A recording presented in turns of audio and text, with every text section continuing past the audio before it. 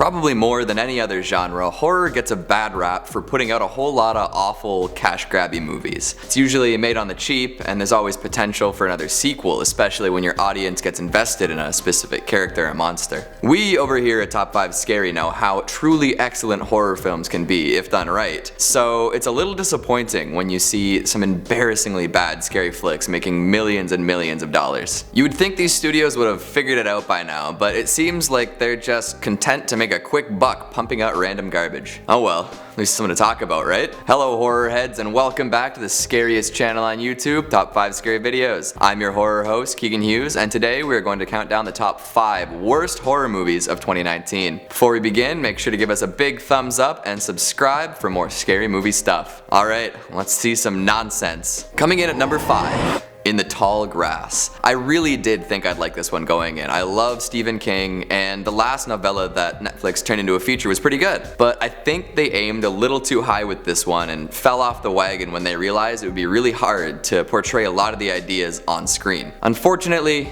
it totally fell flat and it left me sorely disappointed. It's just boring with very little to offer the audience. The story follows two siblings, Becky and Cal, as they drive to San Diego to give up her baby for adoption. They stop near a church and hear a young lad calling for help in the tall grass. Not wanting to abandon him, Becky and Cal wade into the blades and become immediately lost. As it turns out, the grass doesn't act like normal foliage. It rearranges itself almost constantly, meaning getting unlost is a very tricky task. They find the young boy, whose name is Tobin, and soon come across his parents. Becky's baby daddy shows up too. Did I mention the mysterious ancient rock with knowledge-giving powers that tethers people to the grass? It doesn't sound like a terrible setup, but it doesn't ever seem to really go anywhere. None of the characters are even a little bit likable or relatable, and it never really gets scary.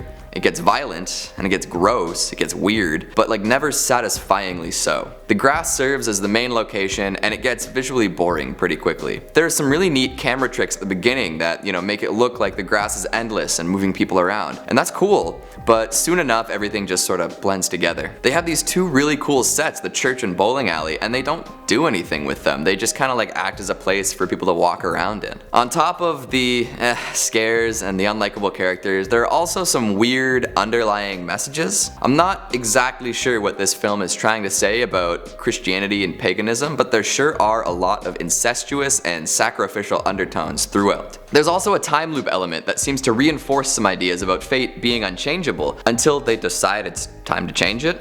It also implies that Becky deserves to have her baby fed to her because she just considered giving it up. Interesting. I finished this movie with very mixed feelings, but the more I think about it, the less I want to watch it again. At least there's a great head crushed like a watermelon scene. Coming in at number 4, we've got The Curse of La Llorona. Another disappointing use of source material. The Curse of La Llorona is the latest addition to the Conjuring universe. Is it just me, or do all these side stories seem to fall flat? I saw The Nun last year and I feel like it was the exact same movie. Unless James Wan is directly involved, each new edition feels like it's more concerned with fitting in the universe and setting up a sequel than actually making a good movie. Don't worry about what's happening next time, make a good movie now. Jump scare after jump scare, it never feels like the movie is heading towards anything. Every scene is either a tense build up to a quick spook or a whole bunch of exposition. I sure do love a whole bunch of sitting and talking, followed by some sitting and talking, and then a ghostie jumping out at me. The Curse of La Llorona doesn't even try to capitalize on the full potential of the folktale that it's based on. The original story is about La Llorona, who is a Mexican ghost of legend who drowned her children in a fit of rage to get back at her husband, and now wanders the earth searching for their corpses along the bottoms of rivers and lakes. She often mistakes living children for her own and then drowns them. Also known as the Weeping Woman, she cries alongside riverbanks to lure unsuspecting victims to their death. There's a lot of creepy potential in that tale, which the movie just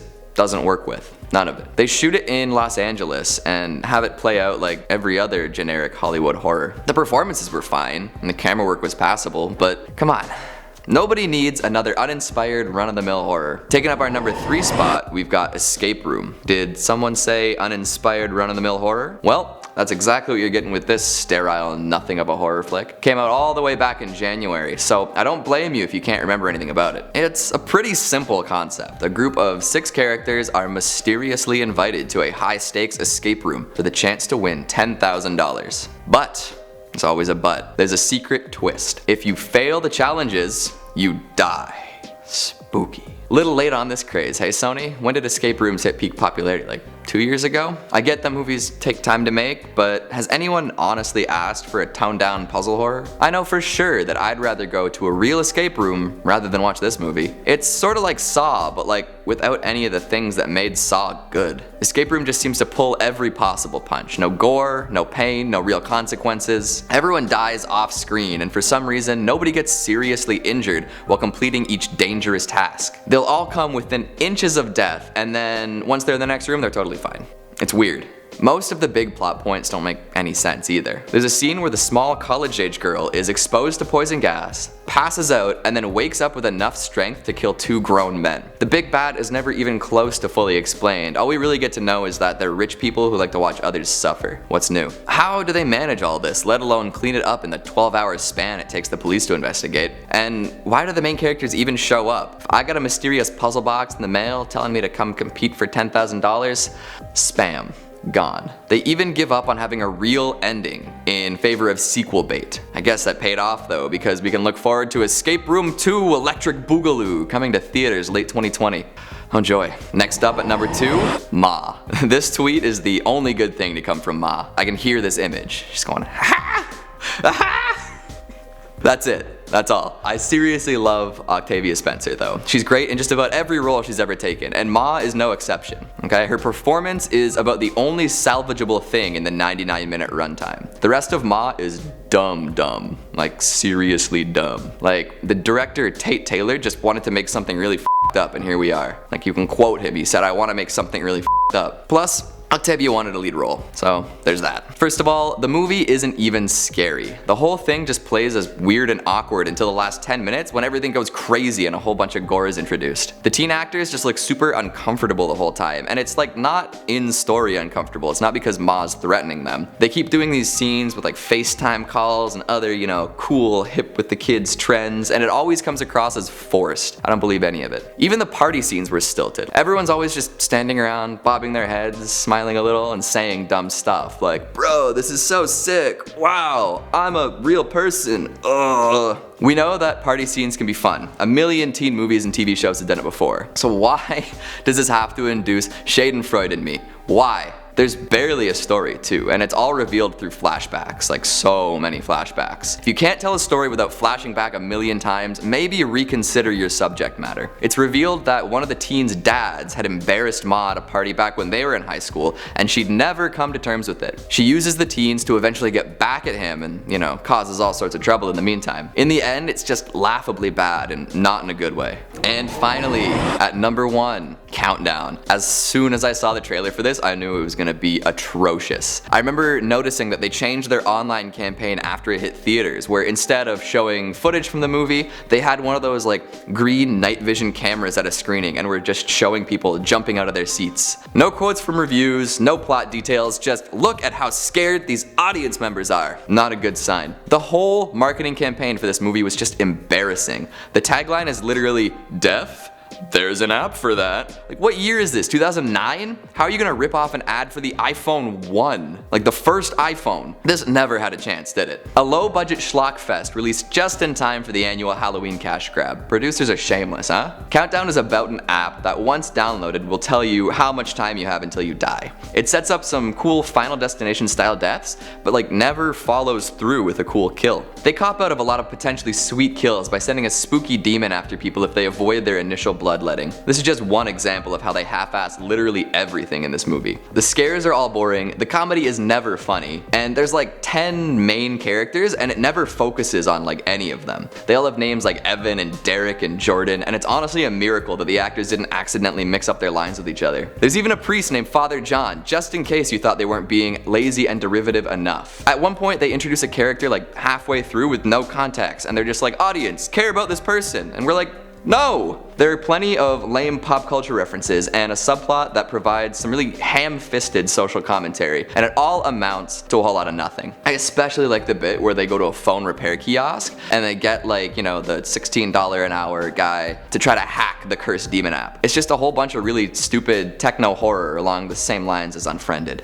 Whew, wasn't that a whole lot of fun? The worst horror movies of 2019, all on a list. Just for you. Do you agree with my ranking? Are there any movies that I missed? Make sure you let me know.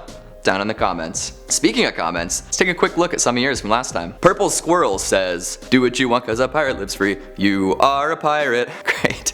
Now I'm gonna have to go home and listen to that Little John Cooking by the Book remix. I know it's gonna be stuck in my head all day. Taime Ruiz asks, what is that ring you're wearing? You move your hands too much for me to pause and see it. Not sure why it's become a curiosity, but yeah. Well, I actually forgot my rings on my dresser today, so I can't show you up close, sorry. But the silver one on this hand is Apollo's Raven, and the brass one on this hand is a Compass Rose. So next time I'll try to slow down. Adorable Nurse says, Guillermo del Toro, my man! Always glad to see another Guillermo fan in the comments. Calalita Dub says, great content. No, you're great content. And Ahira Miles says, I know I'm gonna sound like a broken record, but you're getting better every episode.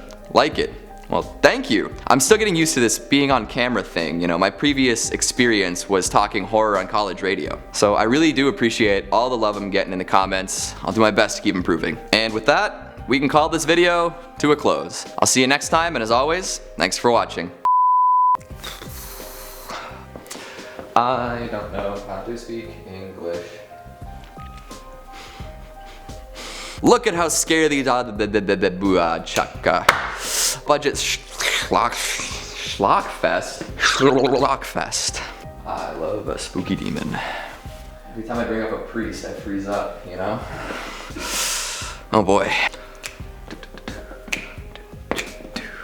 What's that? You like my pirate dance?